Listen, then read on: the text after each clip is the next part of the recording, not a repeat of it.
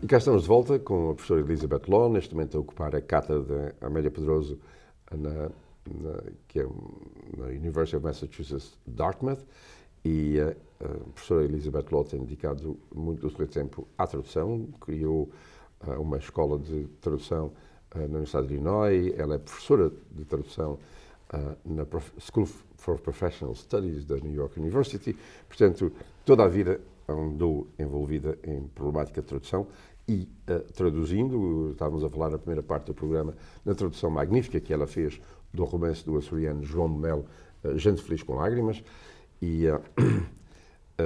agora está a traduzir um autor muito mais difícil, não sei se é mais difícil, ela pode dizer, não, o Lobo Antunes. É mais difícil o Lobo Antunes, é?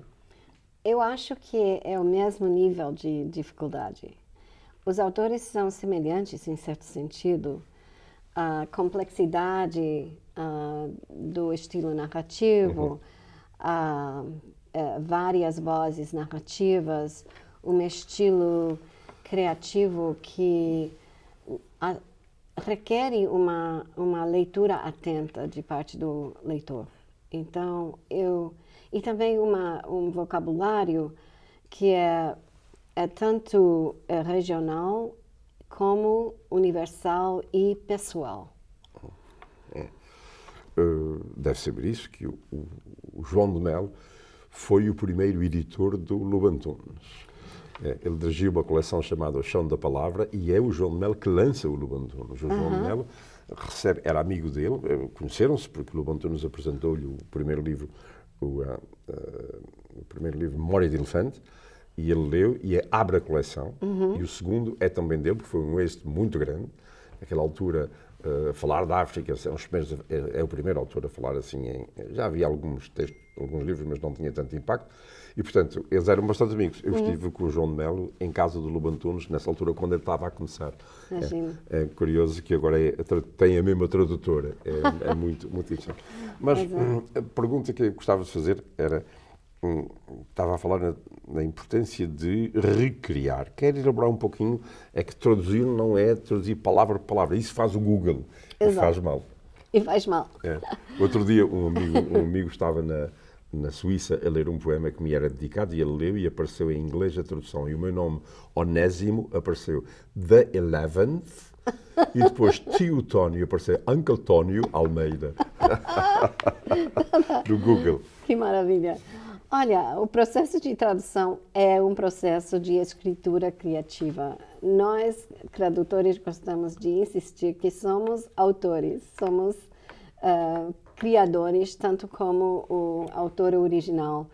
Isto é o que insisto e ensino aos meus alunos também de tradução, porque nós temos que realmente reescrever o livro. Começamos com um livro que foi escrito por outra pessoa, mas temos que produzir um livro que tenha semelhanças importantes com o livro original, que refleta as intenções do escritor, do autor original, que evoca as emoções e os sentidos e os personagens do romance ou do texto original, mas que é uma obra independente em outra língua para outro público leitor. Então, agora tem uma tendência, uma nova consciência, especialmente nos meus acadêmicos dos Estados Unidos, que realmente os estudos de tradução literária devem ser ubicados dentro ou em colaboração com programas de escritura criativa, não é? E estamos buscando mais e mais conexões entre aquelas unidades acadêmicas. Não é e é por isso que, nos últimos anos, na capa do livro, vem também o tradutor. Antigamente o tradutor aparecia aqui, num lugar muito escondidinho, o nome do tradutor. Isso tem sido Agora é um livro como este, aqui, Happy People in Tears, a novel, João de Melo, translated by Elizabeth Law. Assim, na capa. Na capa. Exato, e também atrás, agora põe as biografias tanto do autor como do tradutor. Exatamente. Portanto, o tradutor é um co-autor. É um co-autor, sim. Porque senão a gente lê uma coisa que é traduzida, que não é feita dessa maneira. A gente lê e põe um livro de parte, porque se eu não sei russo, se eu for ler um romance russo que não foi recriado a pensar num público português, eu vou ler aquilo é um pastelão que não faz sentido, que não dá prazer de ler, portanto é preciso... O tradutor tem que ser um escritor. Tem que ser e tem que dar o mesmo prazer de ler que deu o autor original. Agora, tem muita advocacia para a arte de tradução entre círculos acadêmicos e também intelectuais nos Estados Unidos, e também ao redor do mundo, na Europa, na Ásia, na América do Sul, onde estamos reconhecendo o trabalho e a artesania, vamos dizer, de traduzir. Requer muita pesquisa, requer muita fluência de escrever.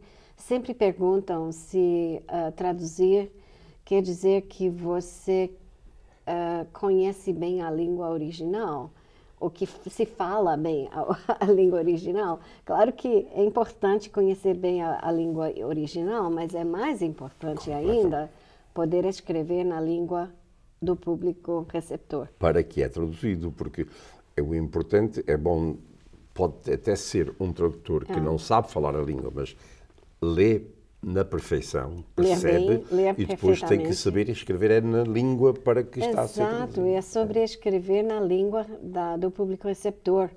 O Rabassa, Gregory Rabassa, sempre dizia nas nossas aulas de pós-graduação que o Gabriel Garcia Marques, quem ele traduziu, sempre dizia que 100 anos de solidão lê melhor em inglês do que em espanhol. Que foi uma gentileza de Garcia Marques. Mas, enfim, faz o ponto que... enfatiza o ponto que realmente somos escritores. Mas é que se não fosse traduzido por um grande escritor, nunca mais tinha tido o êxito que teve. Durante muito tempo, os portugueses tinham pouca sorte. Porquê? Porque era assim, eles para ganharem a vida em Portugal, ganhavam mais dinheiro. Os seus livros não faziam dinheiro, mas ganhavam mais dinheiro, ganhavam a vida traduzindo livros da grande literatura universal dos grandes autores. Portanto, os grandes autores estrangeiros eram traduzidos para português por escritores portugueses. E, portanto, eles eram tradutores de gente que escreve muito bem em português que os traduzia. Os livros dos portugueses eram traduzidos para inglês por gente que, eram muito poucos os tradutores, por gente que não eram grandes escritores. Ultimamente isso tem mudado. Quando veio o Giovanni Pontiero, com o Saramago, depois a Margaret Hill Costa, Elizabeth Law. Há um grupo hoje em poesia, o Alexis Levitan, há um grupo de autores, de tradutores, que escreve muito, muito bem e têm dado uma grande visibilidade agora a alguns autores portugueses. E também tem escritores americanos e ingleses muito conhecidos que também fazem tradução. Por exemplo, eu cito sempre o caso da Elizabeth Bishop, a poeta americana, que foi a primeira a traduzir Clarice Lispector. Mas isso foi no Brasil, no caso no do Brasil. Estava firme. Mas é igual também no Brasil, não é qualquer um que traduz, não existe um grupo tão grande de tradutores para inglês, como em Portugal existe um grupo de muito bons escritores que é capaz de traduzir para português. Na sua escola de tradução, dá aulas de tradução, mas dá aulas pela internet, é? Dou. Para a New York University, o nosso programa de pós-graduação é o mestrado em tradução e em interpretação. O programa é totalmente virtual. Então, isso foi antes do Covid, não tinha nada a ver com o Covid, sempre foi assim. Já estavam no Zoom? Já estava no Zoom. Antes do Zoom, usávamos outras tecnologias, mas logo adaptamos o Zoom também. E o motivo disso, e isso é uma tendência agora nos programas de pós-graduação profissionais nos Estados Unidos e na Inglaterra também, que foi pioneiro na área de educação à distância, com o seu Open University, mas enfim, para os profissionais com trabalhos, famílias, para não se deslocar para fazer um programa de pós-graduação é uma vantagem muito boa. Então, e funciona bem. Eu me sinto totalmente confortável ensinando via Zoom e também com os nossos outros recursos tecnológicos. Os seus alunos vêm de onde? Estão onde? Onde é que eles estão? Estão em toda parte do mundo. Sim. Por exemplo, a minha última turma, tive alunos na Europa, na Ásia, na América do Sul, nos Estados Unidos, nas ambas costas. E é uma experiência muito enriquecedora para todos nós, porque todos trazem a sua própria experiência. Quando foi do Covid, eu tive que dar aulas via Zoom. Eu tinha uma aluna na China, a 12 horas de diferença, levantava-se às 3 da manhã. Exato. Para fazer. E consigo também, assim, os alunos também se levantam-se? Ou isso é gravado depois? Como é que é? Não é gravado. Bem, depende. Eles têm que estar. Depende no curso, mas, enfim, gravamos as aulas. Então, se um aluno perder a aula por algum motivo, pode rever a aula, mas não pode participar. Mas eu tive também uma experiência de uma aluna na Saudi Arábia, ela se acordava às 4 da manhã para estar conosco. E claro que isso é um pouco inconveniente, mas geralmente os alunos são bem dispostos a colaborar, encontrar um horário que serve para todos. Diga-me uma coisa, como é que é, os alunos estão a fazer tradução para uma língua específica, no seu caso o português, ou... No programa onde ensino na NYU é poliglota. Então, como é que faz isso? Então, temos alunos que trabalham de várias línguas, mas traduzem ao inglês. Ao inglês, sim. Então, o que nós fazemos do lado docente é de ensinar o processo de tradução, os princípios da tradução e evaluamos o produto em inglês. E os próprios alunos trazem a informação das suas próprias línguas e dos problemas de traductologia para a aula. Então, isso realmente enriquece a discussão, porque os alunos podem ser os expertos na sua própria língua, não é? Eles trocam informações. E com que línguas têm lidado? Com chinês, árabe, japonês, alemão, italiano, francês, espanhol, português. Até tivemos Pashto, que é uma língua da Irã, e Urdu, e, uma variedade incrível de línguas. Quer dizer, aí... E eu aprendo tanto como os meus alunos, porque eu aprendo princípios das línguas de todo o mundo. Sim, mas aí a Elizabeth não pode garantir qual é a certeza ou a acuidade, a perfeição da tradução. Só pode...